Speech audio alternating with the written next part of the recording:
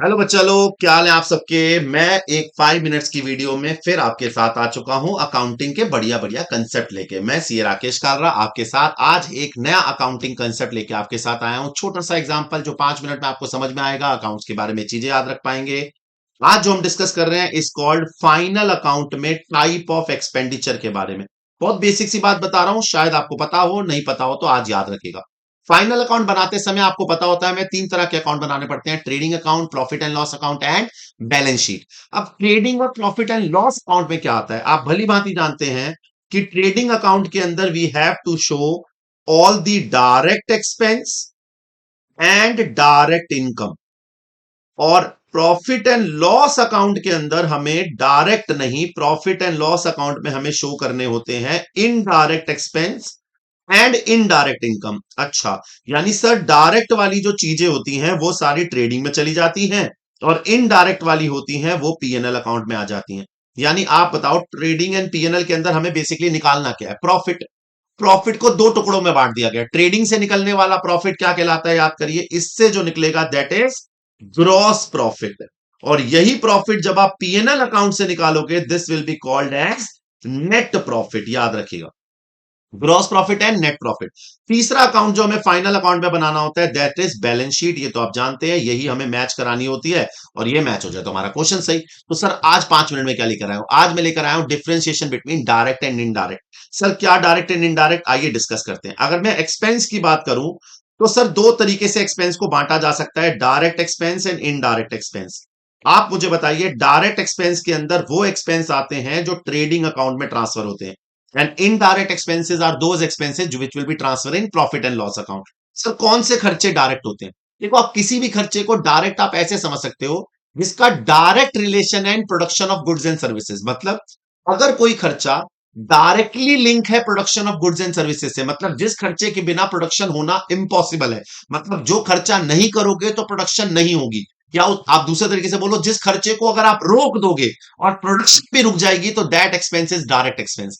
और जिस खर्चे से प्रोडक्शन पे कोई डायरेक्ट इंपैक्ट नहीं पड़ता that are indirect expense. Sir example सुनो, आप वर्कर को भी पैसा दे रहे हो, इंप्लॉय को भी पैसा दे रहे हो। वर्कर काम कर रहा है मशीन पे, फैक्ट्री में, इंप्लॉय काम कर रहा है ऑफिस में। मुझे बताओ, अगर मैं इंप्लॉय को सैलरी देने से मना करता हूं तो ऑफिस में शायद डिस्टर्बेंस हो, ऑफिस शायद काम करने से, ऑफिस में वो काम करने से मना कर दे, ऑफिस बंद हो जाए, फैक्ट्री चलती रहेगी।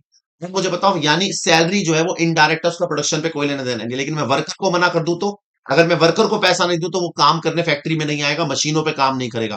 तो वर्कर को देने वाला पैसा इज अ डायरेक्ट एक्सपेंस। तो मतलब एक्सपेंस में आप ऐसे कह सकते हो, all expense directly linked with production are direct expense. वो सारे खर्चे जो डायरेक्टली प्रोडक्शन से जुड़े हुए हैं वो डायरेक्ट एक्सपेंस है। Indirect expense are all expense which does not have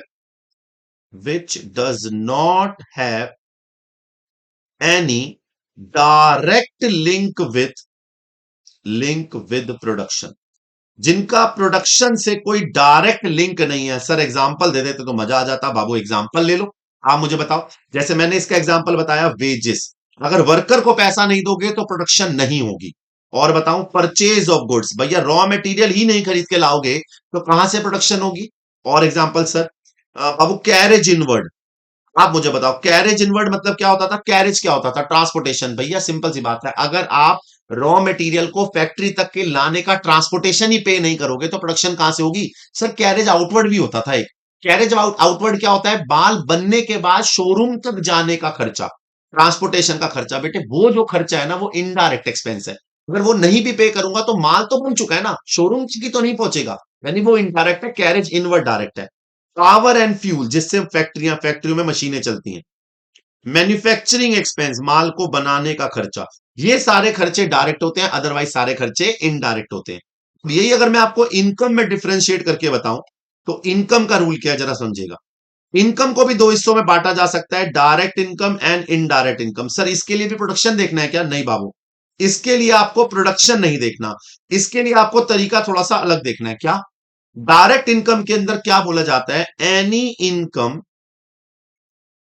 from main operation, जो आपने मेन ऑपरेशन से कमाई, that income is called direct income. And any income from other sources, from other from other sources. अगर कोई income आपने main operation से नहीं कमाई तो वो इनडायरेक्ट इनकम है। मतलब अगर आप अपने मेन बिजनेस से कमा रहे हो सेल ऑफ गुड्स करके, तो ये आपकी डायरेक्ट इनकम है।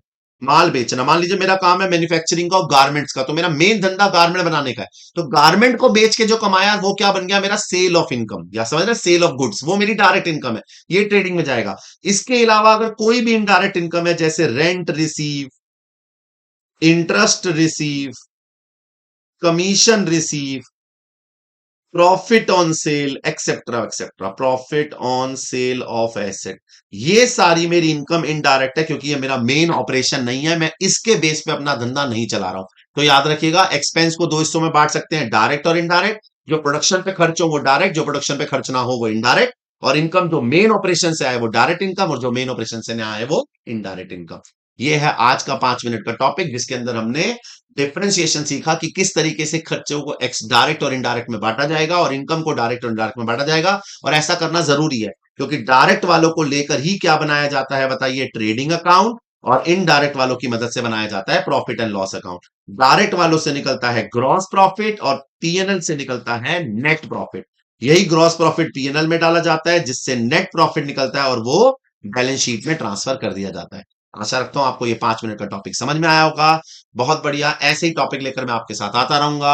अगर आपको ये पसंद आया हो तो कृपया हमें, इंस्टाग्राम पे देख रहे हैं तो फॉलो कीजिए, यूट्यूब पे देख रहे हैं तो लाइक कीजिएगा, शेयर कीजिए दोस्तों के साथ, अपने और लोगों के साथ। सबको समझाइए, सबको पढ़ाइए, सबका विकास कीजिए। जब सबका भला होगा तो हमारा भी होगा। और प्लीज इस चैनल को सब्सक्राइब कीजिएगा, ऐसी वीडियोस मैं आपके लिए लाता रहूंगा।